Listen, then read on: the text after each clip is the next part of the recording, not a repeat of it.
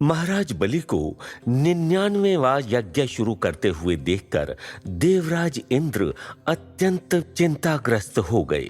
देवर्षि नारद को समक्ष देखकर वो कुछ बोलने ही वाले थे कि देवर्षि नारद ने उन्हें टोकते हुए कहा, देवराज, आपके मन में जो चल रहा है वैसा करने की कल्पना भी मत लाना, क्योंकि यज्ञ को भंग करने का दुस्साहस करोगे तो दैत्य गुरु शुक्राचार्य के कोप के भागी बन जाओगे और 98 यज्ञ करवाकर दैत्य गुरु शुक्राचार्य और भी शक्तिशाली बन चुके हैं।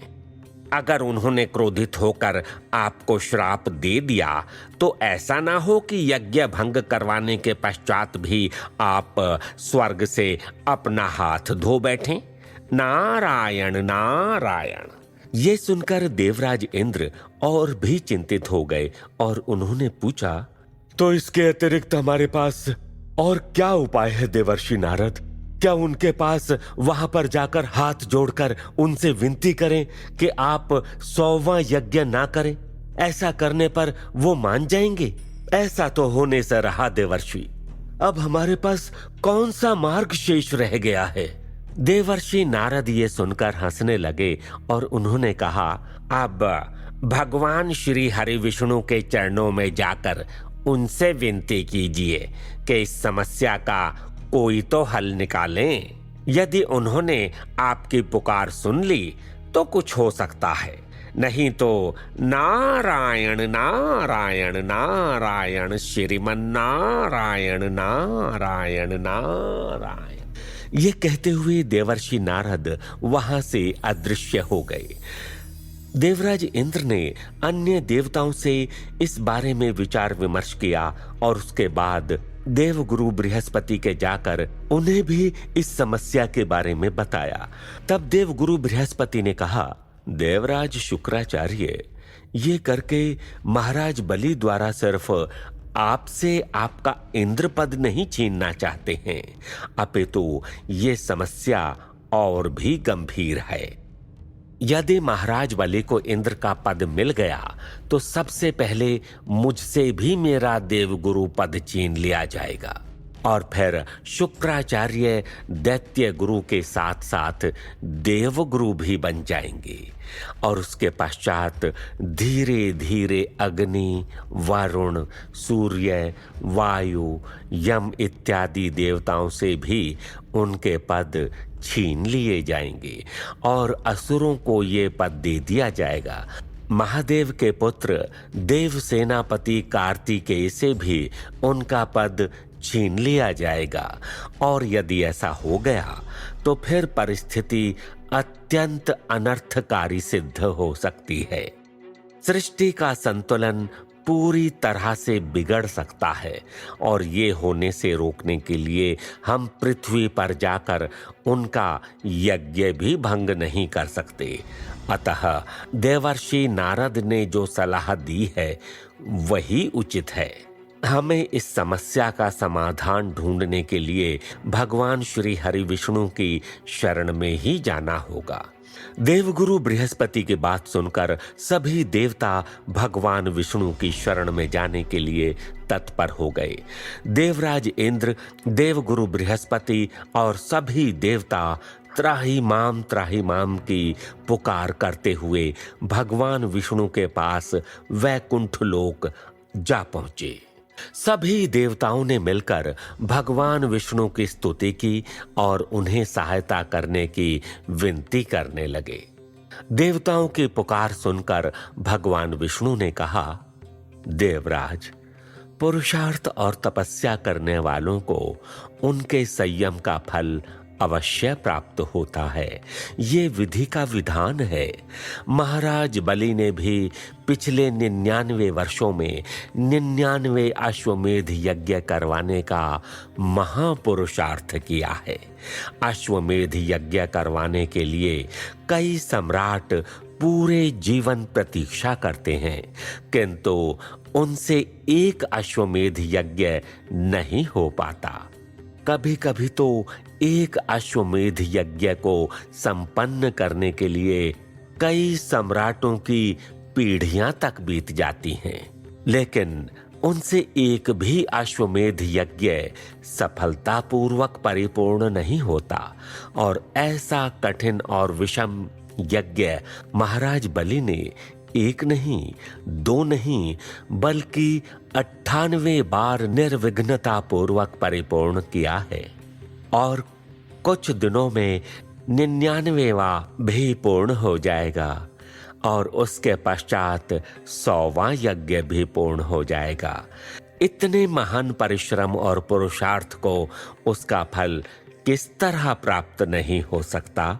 इस फल को प्राप्त करने में मैं तो क्या, कोई भी नहीं रोक सकता।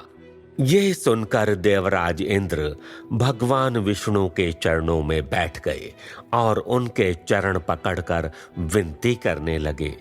ऐसा मत कहिए प्रभु, मैं केवल अपने सिंहासन के प्रति मोहवश आपसे विनती नहीं कर रहा, किंतु यदि दैत्यराज बलि इंद्र बन गया तो बहुत बड़ा अनर्थ हो जाएगा। हम सब देवताओं के स्थान पर असुर नियुक्त कर दिए जाएंगे तो सृष्टि का पूरा संतुलन बिगड़ जाएगा प्रभु। वो देवगुरु बृहस्पति को भी स्वर्गलोक से निष्कासित कर गुरु शुक्राचार्य को देवगुरु बना देंगे। देवगुरु बृहस्पति ने कहा, हे भगवान नारायण, यदि कोई मनुष्य इंद्र बनने के योग्य को अर्जित भी कर लेता है तो भी मनुष्य का आयुष्य पूर्ण करके देवगति में जन्म लेना पड़ता है और तभी वो इंद्र का पद ग्रहण कर सकता है। किंतु प्रभु, यदि महाराज बलि ने ये 100 यज्ञ संपन्न कर लिए तो वो जीते जी ही इंद्र बन जाएगा और देव योनि के अतिरिक्त और किसी भी योनि का जीव देवताओं का राजा इंद्र किस प्रकार बन सकता है? ये तो सृष्टि के नियमों के भी विरुद्ध होगा। ये सुनकर माता लक्ष्मी ने कहा, स्वामी, देवराज और देवगुरु यथार्थ कह रहे हैं। यदि कोई असुर इंद्र का पद ग्रहण कर ले तो निश्चित ही अनर्थकारी होगा, क्योंकि ऐसा भी हो सकता है कि महाराज बलि इंद्र बनने के पश्चात एक दिन स्वर्गलोक का सिंहासन अपने किसी पुत्र को सौंप दे और महाराज बलि की भांति उनके पुत्र और आगे की पीढ़ी उतनी ही न्यायप्रिय और धर्म दृढ़ होगी। इस बात का कोई आधार नहीं है, इसलिए असुरों से स्वर्ग की रक्षा करनी ही होगी प्रभु। तब भगवान विष्णु ने मुस्कुराते हुए कहा, देवराज, देवगुरु, देवी लक्ष्मी, आप सभी का कथन सत्य है और आपकी चिंता भी उचित है और तर्क भी न्याय संगत है, किंतु कोई भी तर्क वास्तविकता को बदल नहीं सकता। जिस प्रकार सूर्य के उगने से ओस की बूंद भाप बनकर उड़ जाती है, यह वास्तविकता है, किंतु ओस की बूंद के सूखने के डर से सूर्योदय तो नहीं रोका जा सकता, है ना देवराज? इसी भांति महाराज बलि ने इतना प्रबल पुण्य अर्जित कर लिया है कि उनका इंद्र बनना उनके प्रारब्ध में लिखा जा चुका है और इस सत्य को, इस वास्तविकता को कोई नहीं बदल सकता। ये सुनकर देवराज इंद्र और अन्य देवता निराश हो गए। तभी देवी लक्ष्मी ने अपने अंतर मन में भगवान से कहा, स्वामी, इन देवताओं को क्या निराश लौटना पड़ेगा? क्या सृष्टि में असुरों के देवता बन जाने पर असंतुलन नहीं फैलेगा? स्वामी, आप जगत के पालन करता हैं, क्या इस अनर्थ को होने से आप नहीं रोकेंगे? तभी भगवान विष्णु ने अपने अंतर मन से देवी लक्ष्मी के प्रश्नों का उत्तर दिया। ये देवता मेरे पास ना भी आते तो भी मुझे इस अनर्थ को तो रोकना ही था देवी। महाराज बलि के पुरुषार्थ की अवश्य जीत होगी, किंतु दैत्य गुरु शुक्राचार्य के अहंकार का विजय नहीं हो सकता। देवताओं को ये जानना भी अति आवश्यक था कि पुरुषार्थ का फल हर किसी को प्राप्त होता ही है, चाहे फिर वो असुर ही क्यों ना हो। भगवान विष्णु के इस कथन से माता लक्ष्मी तृप्त हुई। तब सब देवताओं के हताशा भरे चेहरे को देखकर भगवान विष्णु ने कहा, अच्छी बात है, आप सबकी प्रार्थना को मैं स्वीकार करता हूं। महाराज बलि के 100वें यज्ञ को प्राप्त होने से रोकने का प्रयास करता हूं। ये कहकर भगवान विष्णु अपने स्थान से उठे और अंतर्ध्यान हो गए। जब स्वर्गलोक और वैकुंठ में देवराज इंद्र भगवान विष्णु से महाराज बलि को रोकने की प्रार्थना कर रहे थे, तब तक पृथ्वी पर 1 वर्ष बीत चुका था। महाराज बलि ने अपना 99वां अश्वमेध यज्ञ संपन्न कर लिया था और 100वां यज्ञ प्रारंभ करने वाले थे। महाराज बलि की प्रजा अत्यंत खुश थी, क्योंकि इन 100 सालों में महाराज बलि के दान के संकल्प के कारण उनकी दरिद्रता दूर हुई थी। महाराज बलि और दैत्य गुरु शुक्राचार्य के मन भी अत्यंत आनंदित थे। महाराज बलि ब्रह्म मुहूर्त में उठे और नित्य क्रियाएं करके यज्ञ के लिए तैयार हो गए। वो अपने महल से बाहर निकले और दैत्य कुल के इष्ट देव भगवान शिव के मंदिर में जल चढ़ाने के लिए गए। वहां पर शिवलिंग के ऊपर जल अर्पण करते समय उनके मन में एक विचार आया, आज मैं 100वें यज्ञ का संकल्प लेने जा रहा हूं। महादेव की कृपा से 99 यज्ञ निर्विघ्न परिपूर्ण हुए, किंतु मेरा मन अभी भी असंतुष्ट क्यों है? तभी अचानक वहां से एक बूढ़े पुजारी आए और उन्होंने कहा, राजन, आखिरी यज्ञ से आपको निश्चित ही अनंत भौतिक सुखों की प्राप्ति होगी। कदाचित आपको इंद्र का पद भी प्राप्त हो जाए। वहां भी सुख एवं ऐश्वर्य आपके चरणों की दासी होगी, किंतु ये सब तो आखिर में भौतिक सुख ही है, और भौतिक सुख कभी भी संतुष्टि प्रदान नहीं कर सकता। उस बूढ़े पुजारी की बात सुनकर महाराज बलि ने कहा, तो ऐसा क्या है जो आत्मिक सुख और संतुष्टि प्रदान करे? उस बूढ़े पुजारी ने कहा, भगवत प्राप्ति। केवल भगवत प्राप्ति ही आत्मिक सुख प्रदान करता है, और वो केवल भक्ति से ही संभव हो सकता है। स्वयं महादेव भी नित्य नारायण की भक्ति में लीन रहते हैं, और नारायण जी स्वयं महादेव के ध्यान में मग्न रहते हैं। जब दोनों त्रिलोकीनाथ अपना सुख भक्ति से प्राप्त करते हैं, तो यही भक्ति हमें भी करनी चाहिए, है ना? ये सुनकर महाराज बलि गहरी सोच में डूब गए।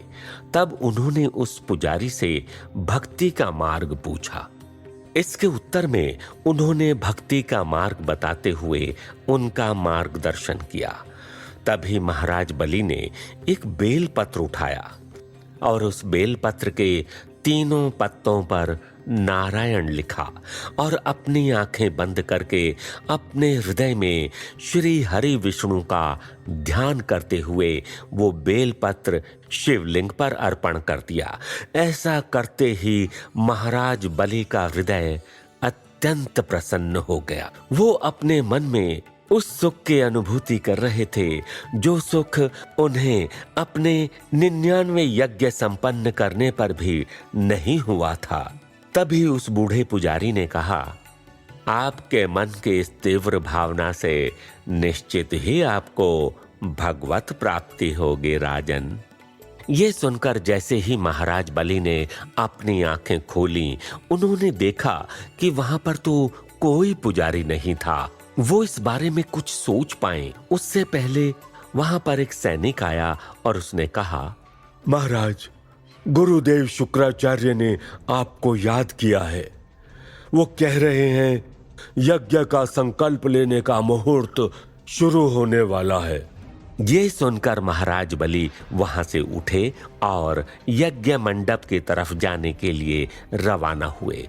दूसरी ओर सारे देवता अत्यंत चिंतित हो चुके थे, क्योंकि यदि महाराज बलि ने यज्ञ का संकल्प ले लिया तो फिर निश्चित ही यज्ञ पूर्ण होने से कोई नहीं रोक सकता था। क्या महाराज बलि अपने अंतिम यज्ञ का संकल्प लेने में सफल हो जाएंगे? क्या भगवान विष्णु के कहे अनुसार महाराज बलि को इंद्र का पद प्राप्त हो जाएगा? आखिर ऐसा क्या होने वाला था जिसके प्रादुर्भाव से इतिहास लिखा जाने वाला था? जानने के लिए सुनते रहिए मोक्षदायिनी कथा श्री विष्णु पुराण की, ओनली ऑन पॉकेट